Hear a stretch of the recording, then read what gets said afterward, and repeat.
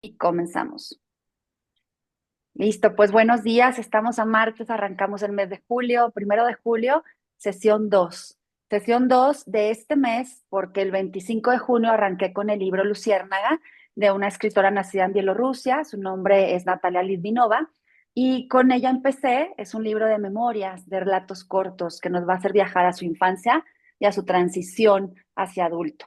Cómo el cambio de cultura de Bielorrusia hasta Argentina pues a ella le lleva a crear un interés por cerrar capítulos o por imaginar aquellos capítulos de personas a las que no conoció en vida, como el caso de su abuela materna, no la conoce, entonces pone una historia donde dice, bueno, ¿qué le preguntaría yo a mi abuela? ¿Qué le diría yo a ella?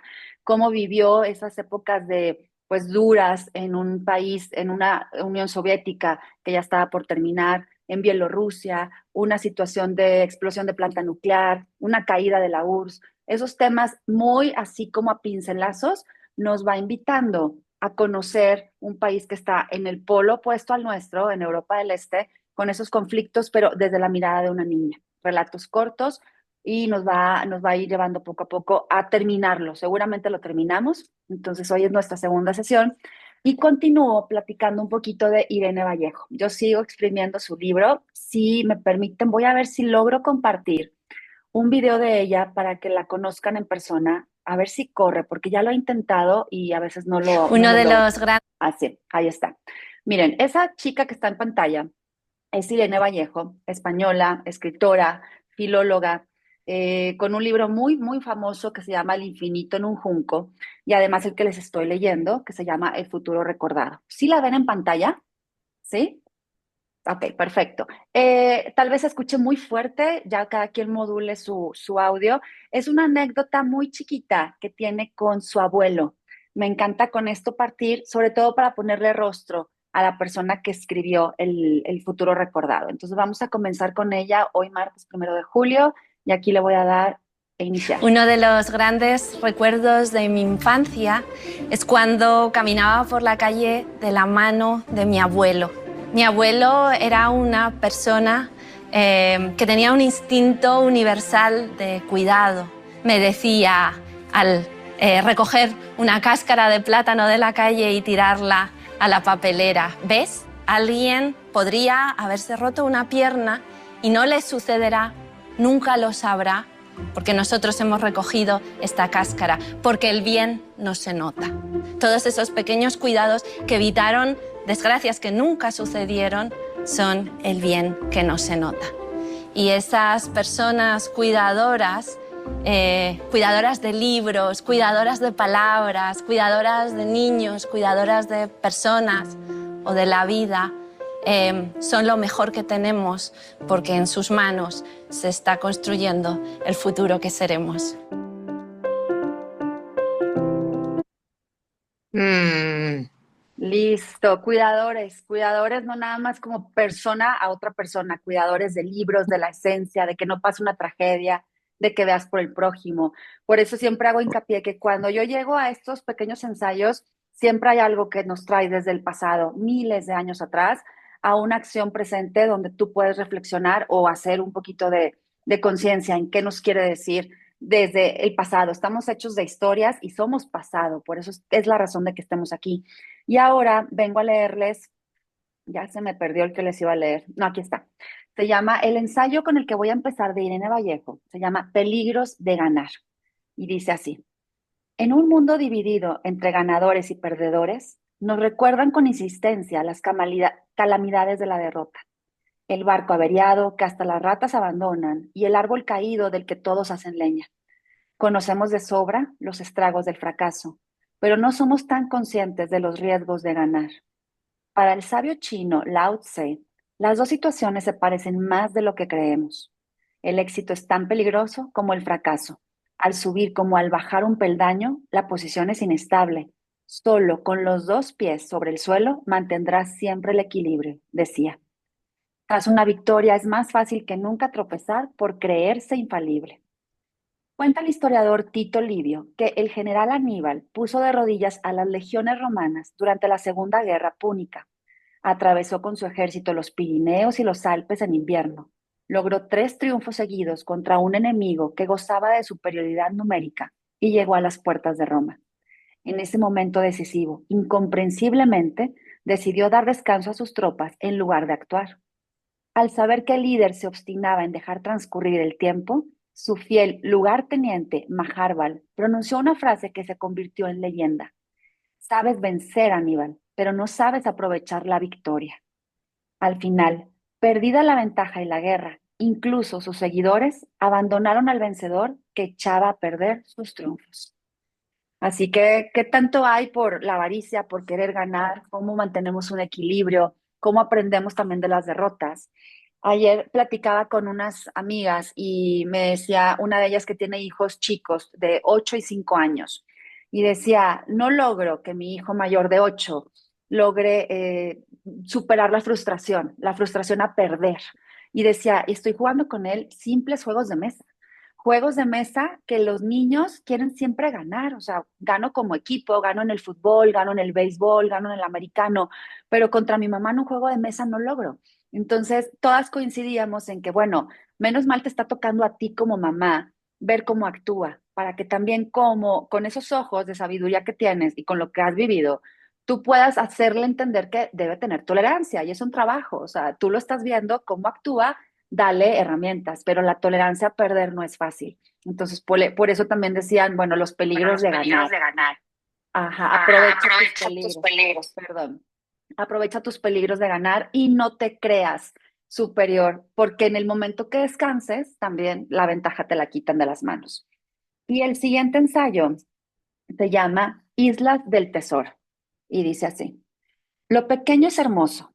No recuerdo cuándo empecé a amar los libros, pero la primera biblioteca que conocí permanece nítida en mi memoria.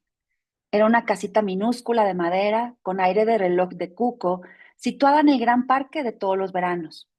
Bajo su tejado a 2 aguas había una habitación siempre en penumbra y varios anaqueles donde reposaban mis tebios favoritos en mansas hileras de libros. Por aquel tiempo, las vacaciones parecían infinitas y yo buscaba los libros como una náufraga perdida en aquel océano de tiempo.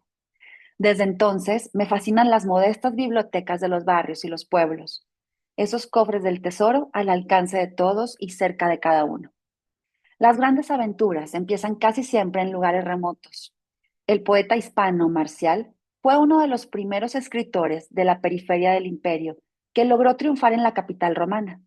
Se crió y vivió hasta los 20 años en nuestra querida Celtiberia, lejos de la gran urbe. El investigador Lionel Casson cree que en su tierra natal, Bilbilis, la actual Calatayud, debió de existir hace 20 siglos una pequeña biblioteca pública donde el joven educó su asombro dominio de la lengua latina. Imagino allí a un anónimo bibliotecario que ensanchó los horizontes del futuro escritor alimentando su apetito de palabras. Porque Marcial, para llegar lejos, necesitó tener libros cerca, perdón. Entonces, como para unos el amor a los libros es infinito. Yo no sé si algunos de ustedes comparen lo que ella deja por aquí escrito, donde hay que tener una biblioteca cerca. Yo les mostré ahorita nada más a Irene en la postura con su papá, pero hay muchas más cápsulas donde dice, yo amé los libros. O sea, el amor a los libros fue porque desde chica me leían. Cuando yo fui a una feria de libro, la primera vez que fui a Guadalajara, a la Feria Internacional del Libro, llegué pero emocionada. Yo dije, entre escritores, entre libros, entre cosas más baratas, un mundo de opciones y así como que también un desfalco de lo que gastas. Llegué emocionada y le dije a mi esposo, oye, qué impresión, porque para mí la Feria del Libro fue como para ti es ir a un juego de fútbol americano. O sea, ir a un encuentro deportivo, ir a un salón de la fama para ver los récords de los jugadores, los Jugadores, los balones, balones, los los trofeos. trofeos.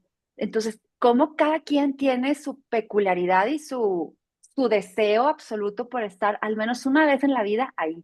Entonces, para mí fue descubrir los libros, para mí los museos. Yo me regalo, si puedo en mis cumpleaños, si puedo y estoy cerca de un museo, me regalo ir a un museo y me voy a un museo.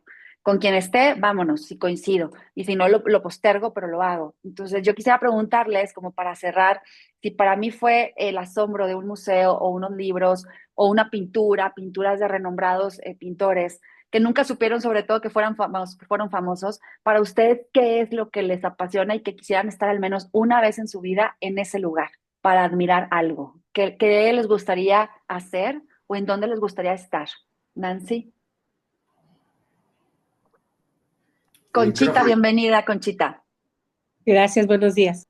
Buenos días, Conchita. Aquí estamos hablando del fanatismo que sentimos y yo les comentaba de cuando fui a la FIL de Guadalajara, fue mi asombro y lo comparé con mi esposo porque él daría todo por estar en todos los partidos de fútbol americano habidos y por haber. A ver, Estaría estaría emocionado. Y ahora no sé si quieran compartir dónde te gustaría estar porque es una pasión, es algo que te impresionaría estar ahí, sentirlo, tocarlo, verlo. ¿Quieren compartir? ¿Se les viene algo a la mente? Y si no, comenzamos. No pasa nada. Yo ya les chisme el mío.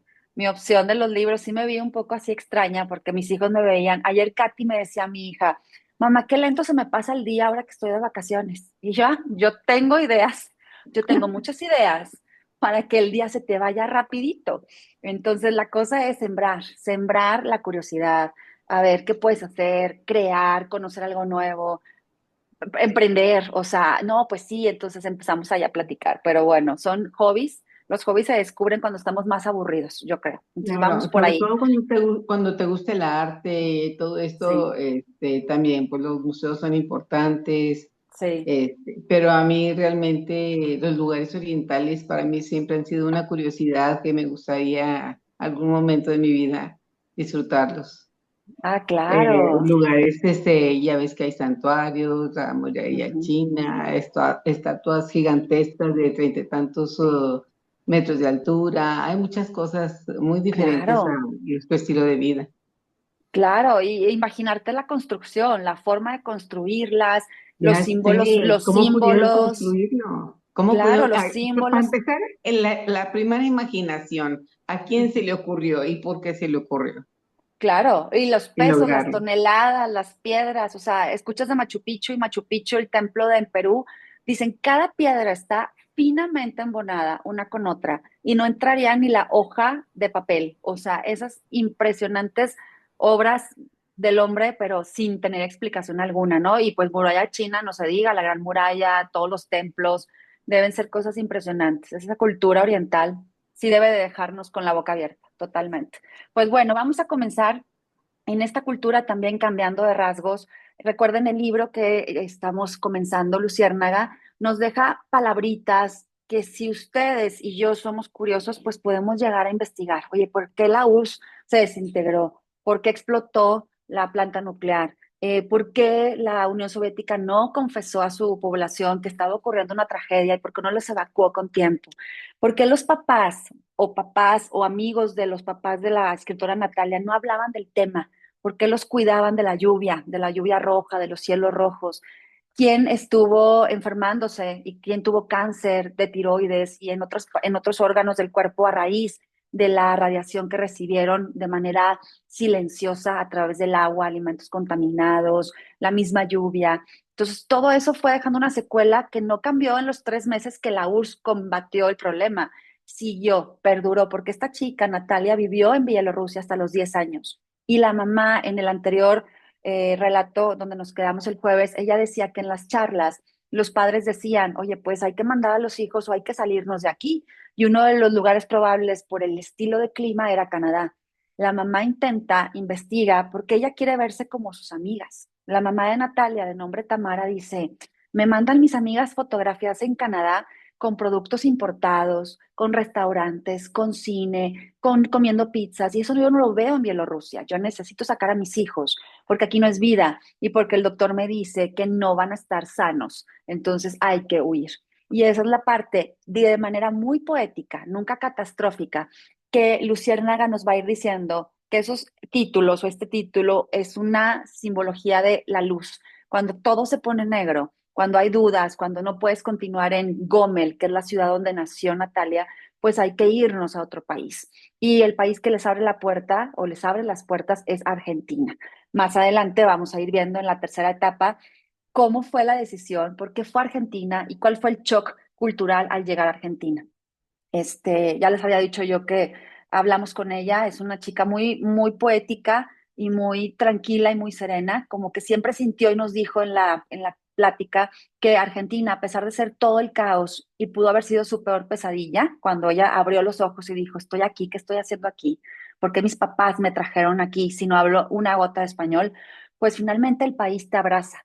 ¿Cuántos de nosotros o cuántos de ustedes o sus hijos ya migraron, ya se fueron a otros países para mejores oportunidades? Como que siempre puede haber ese sentido de ser nómada y no quedarte porque ahí no va a haber futuro. Entonces, y Luciérnaga nos habla un poco de eso.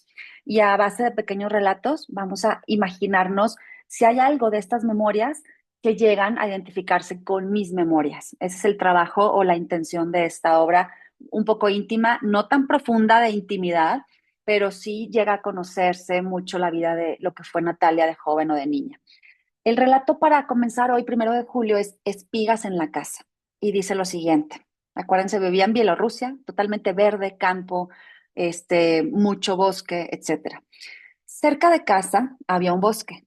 Una parte estaba cercada con alambre de púa y varios carteles prohibían pasar porque el terreno seguía minado desde la ocupación.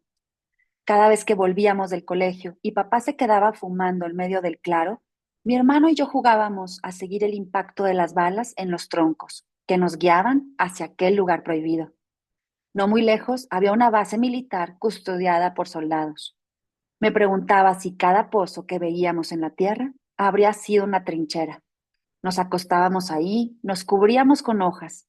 El tiempo no había logrado taparlos, ahora eran tumbas abiertas que florecían cuando llegaba el calor, y en invierno servían de barranco para que nos deslizáramos por la nieve. Nos divertíamos en lugares que habían sido escenarios de resistencia.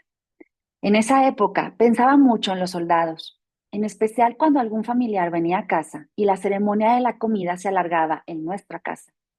Mientras me llevaba lentamente las cucharas llenas de sopa a la boca, miraba por la ventana y fantaseaba con que una fila de soldados se aparecía entre los edificios, que iban como hormigas en dirección a mí.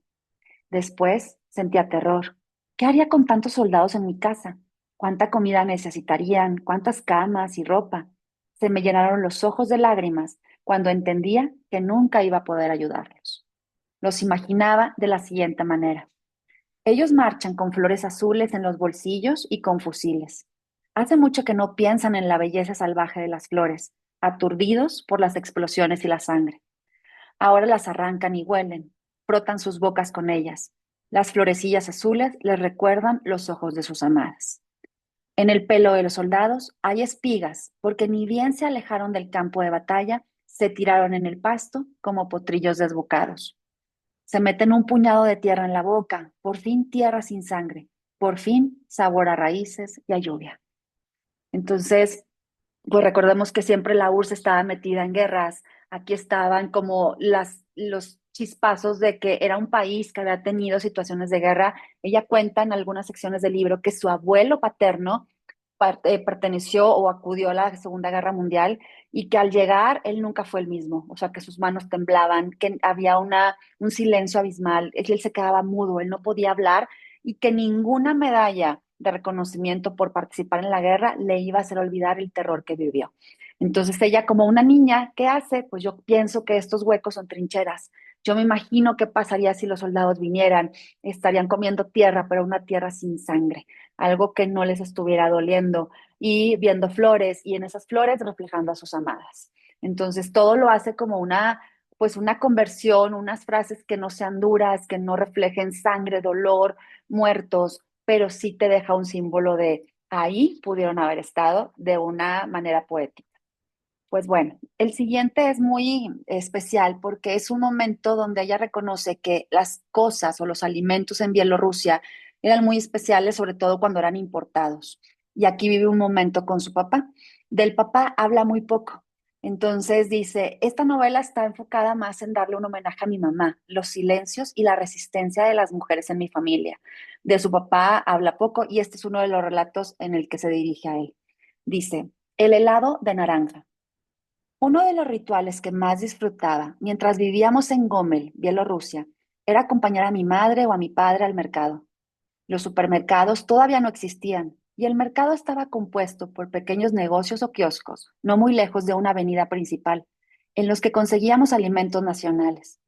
En los días de calor, las mujeres extendían sus pañuelos directamente en el piso y disponían sus productos. Con papá recuerdo, paseábamos juntando semillas de girasol que las abuelas campesinas, iguales a mi abuela, nos daban de probar para que les compráramos más tarde. A todas las abuelas les agradaba papá, y por eso volvíamos con los bolsillos llenos de semillas y sin haber gastado tanto dinero. Con mamá todo era más práctico, no le gustaba perder el tiempo. Hacía una lista e íbamos en busca de cada producto sin distraernos. Carne, si había. Leche, si había.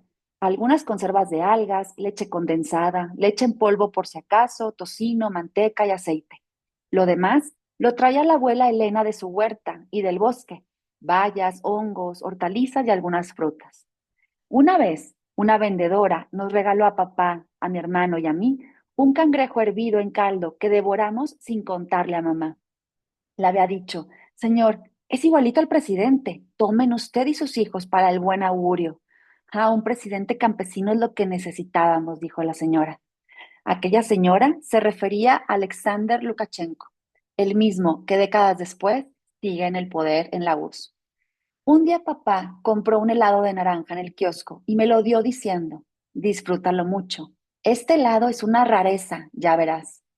Me subió sobre sus hombros con cuidado y nos alejamos de los sauces para que sus ramas no estropearan el momento de abrir el envoltorio, oler el aroma cítrico y devorarlo. Pero me entusiasmé tanto que dejé caer el helado. La bola naranja rápidamente se convirtió en un charquito de leche. Lloré con una fiereza que no me conocía. En ese momento papá no tenía más plata para comprarme otro e intentó calmarme diciendo que en esa casa había chocolate. Lloré durante todo el camino, no porque me sintiera como una niña torpe o porque las palomas habían disfrutado lo que yo no pude, sino porque tuve en mis manos una rareza y la dejé escapar. Eso de lo que tanto hablaban los adultos, un producto importado. Entonces, cosas lejanas, ¿no? A lo que significa para nosotros casualmente tenerlo al alcance de nuestras manos. Para ella era algo preciado, algo importado, y más porque el sentimiento de la anécdota era vivirla con su papá. Su papá se lo dio, de la plata que tenía, localizó para poderle comprar un helado de naranja. Ahora vamos a ver cómo ella nos lleva a la memoria, porque todos nosotros recordamos con algunos momentos icónicos a nuestros padres, haciendo alguna labor, platicando, o tal vez hasta riéndose, o enojados, o en alguna anécdota. Pero ella se refiere a su mamá como una mujer muy talentosa, porque le encantaba coser, le gustaba unir historias. Entonces, ella desde los 8 años aprendió a coser, la madre de Natalia, de nombre Tamara, aprende a coser y le hace ropa a los hermanos. Entonces, ahorita es el reflejo de mi mamá es una tijera, así se llama el relato. Mi madre es una tijera. La tijera de costura que usaba mamá abría la boca y partía en dos, pero nunca comía. Los retazos sin los bordes chamuscados parecían no haber sufrido. La mano de mamá era implacable. Conducía al monstruo de acero a la perfección. La tela no se enteraba ninguna vez del destrozo. Mamá prendía la televisión y yo buscaba el canal de moda. Me encantaba mirar a las mujeres que caminaban en línea recta por la pasarela y giraban para volver. Todas hacían eso hasta que terminaba el desfile y el diseñador salía a saludar. Mamá celebraba los diseños y las telas. Cada tanto criticaba alguna prenda y volvía a agachar la cabeza inmersa en los retazos. Yo, en cambio, aguardaba que alguna de esas mujeres se quitara el zapato y lo tirara al público, o que se sentara en medio de la pasarela y empezara a descoser la ropa que llevaba con la misma minuciosidad con la que había sido confeccionada. Pero ninguna de ellas se salía del molde. Cuando mi hermano, papá y yo nos íbamos a la casa de mi abuela Elena en el campo a pasar el verano, mamá se quedaba sola. La imaginaba en el departamento, uniendo con alfileres partes de un futuro vestido mientras escuchaba la radio y esperaba que dieran las 12 para convertirse ella en una tijera y destrozar los muebles, las cortinas de seda, las sillas, el mantel, las alfombras, los almohadones, las hojas de las plantas, las sábanas y el empapelado de las paredes. La primavera era mi estación favorita. Observaba las mariposas, trenzaba coronas de flores y enterraba las plumas de los pájaros, creyendo que eso me daría suerte. Me rasguñaba buscando escarabajos en el arbusto de la rosa mosqueta, que crecía en el parque donde entrenábamos con papá, y me ponía hojas de llantén sobre las heridas. Acercaba la nariz al centro suave de las rosas, inhalaba profundamente su perfume y dejaba que los escarabajos se enredaran en mi cabello. Un día vi a mi madre inhalar y exhalar de la misma manera, solo que no había flores, sino seda que acababa de comprar y que había acercado a su cuerpo hasta abrazarlo. El delirio frío de la tela tocó su piel y mamá suspiró lentamente entornando los ojos. Su cuerpo se relajó, pero no perdió la compostura. Era un gesto de placer que nunca la había visto. Los placeres de mi madre eran un misterio. Había visto capas y capas de mi madre y aún así no vislumbraba su centro. ¿Qué tal? Una manera de darnos un toque de, bueno, por qué laten los corazones de las madres y de los padres? ¿Qué los apasiona? ¿Qué les hace olvidar un poco la sensación de dolor o de conflicto en el país? Bueno, para la madre de Natalia Tamara era la costura. Ella quisiera o hubiera querido tener tiempo para coser esos grandes vestidos o hacía vestidos de novia, también cuenta, y pues era una manera de solventar primero entre los retazos, hacer ropa para ella y para sus hermanos y hacerle mucha ropa a Natalia. La escritora dice, conservo mucha ropa de mi mamá.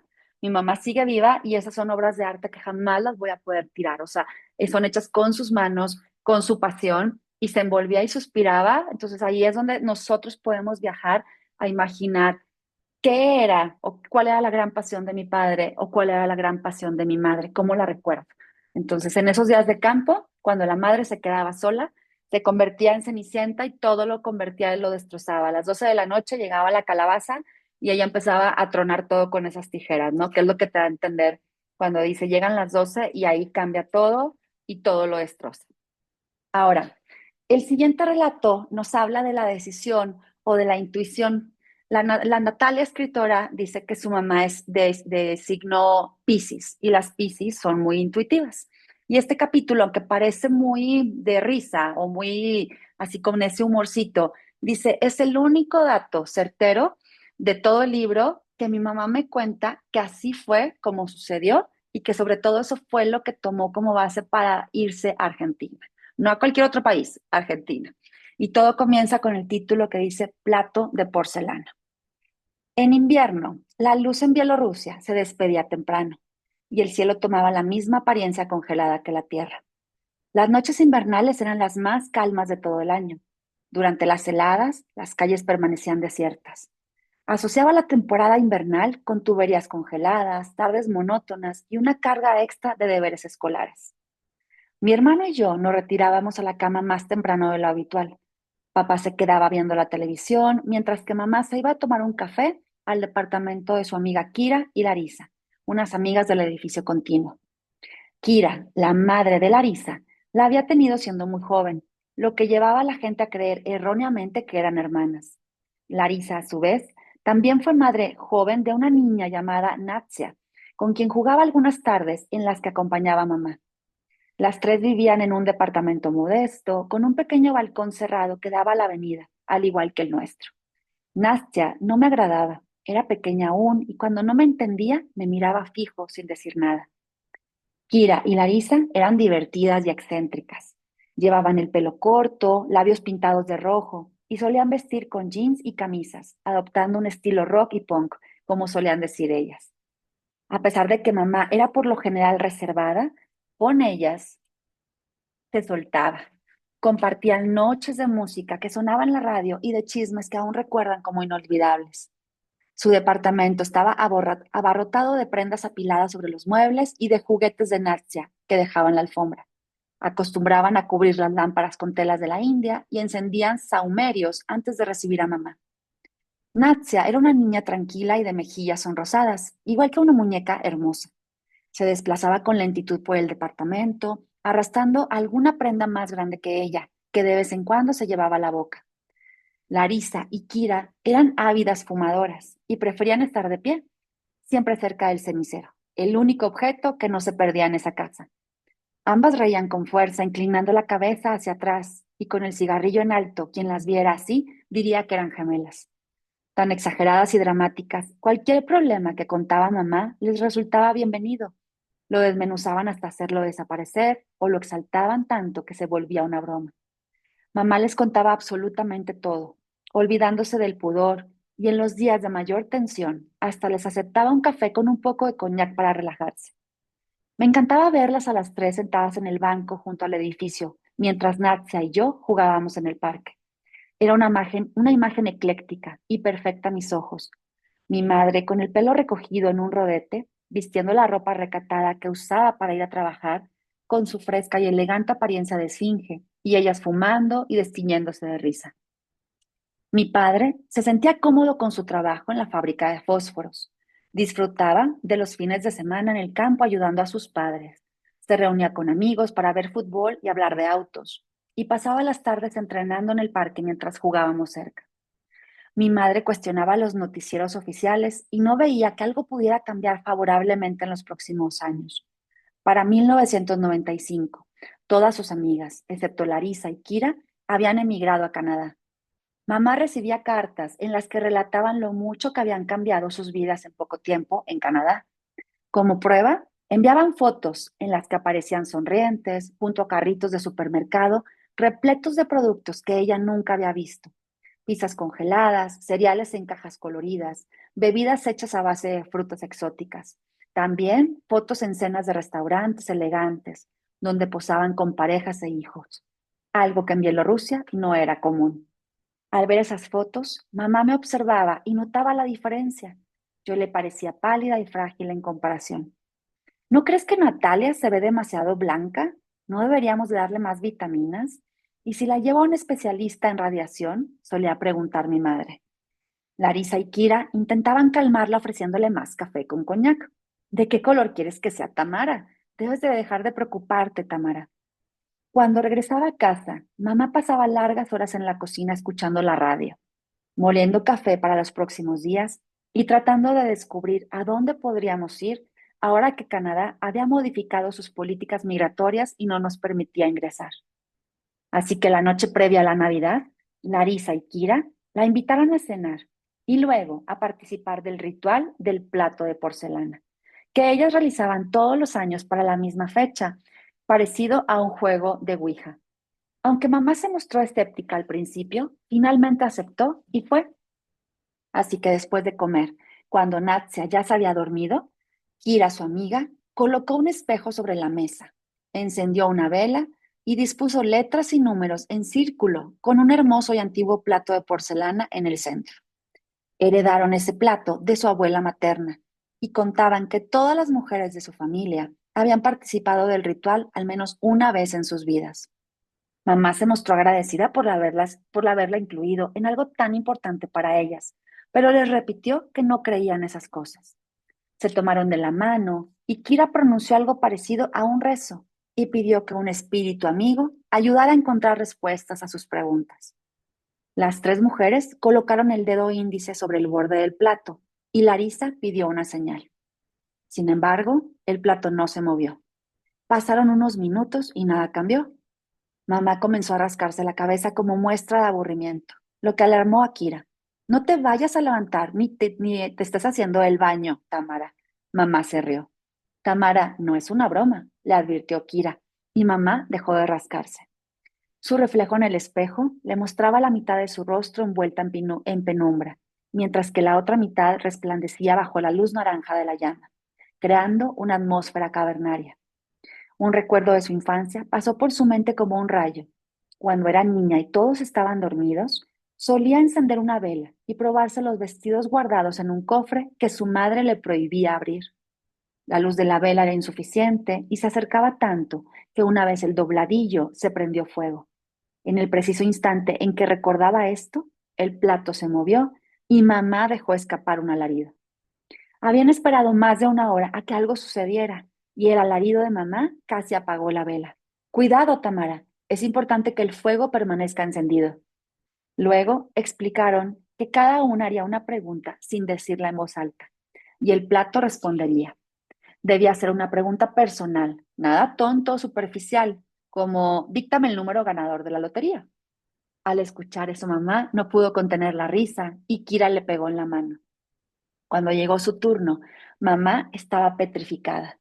El plato de porcelana se movía lentamente, arrastrando su belleza antigua de letra en letra, pero mamá no había ejercido presión sobre él. Sus amigas tampoco lo habían hecho. Dudaba de si debería jugar así con el destino. Además, no sabía bien qué preguntar. A veces le parecía mejor no conocer algunas respuestas.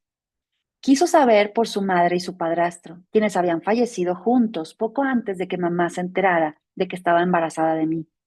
Consideró preguntar si iba a tener una buena vida y una vida feliz, si íbamos a tener nosotros un buen futuro.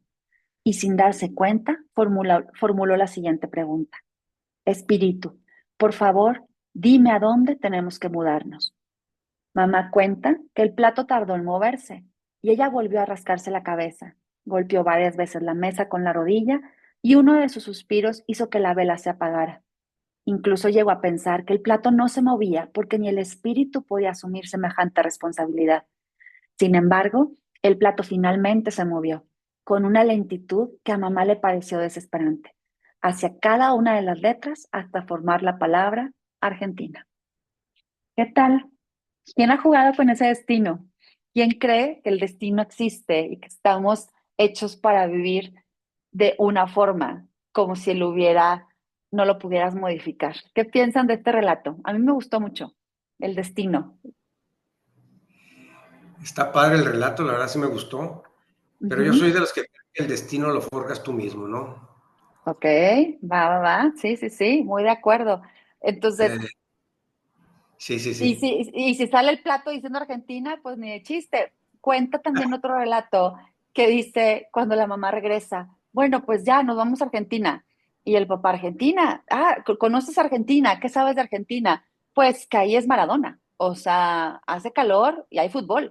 Es Nada, todo. O sea, se fue la señora Tamara a la embajada de Argentina en Moscú, porque en Bielorrusia no existía esa embajada y ahí le prometen todo, le dicen, perfecto, Argentina es lo ideal. Y oh, sorpresa, llegan en la tercera parte del libro, vamos a descubrir cómo lo reciben y qué vivencias tienen. ¿Alguien de ustedes ha cambiado, pero radicalmente de país por alguna situación de estudios, cuando éramos jóvenes, algún intercambio? ¿Sintieron esas ñañaras en el estómago de me estoy jugando el cambio y la mudanza y todavía agregándole más nervio con mi familia entera? Entonces, ¿les ha costado? ¿Han hecho algún viaje así de nervio? de país no, hemos Ujú. cambiado de ciudad con toda la familia, pero de país no. De país no, ¿verdad? Y si fuera país, mientras es el mismo idioma, a lo mejor ayuda, ¿no? Dime, Es Conchita, adelante. una cultura. Una cultura totalmente opuesta, sí. ¿Tú a ti, Conchita, te ha pasado? No de país, sí en los estados de la República varias veces, con mis hijas chicas y ahorita las dos están viviendo ya en el extranjero. Y sí nos gustaría tener la posibilidad de experimentar por lo menos vivir 6 meses fuera del país. Sí, sí lo Ujú. hemos considerado.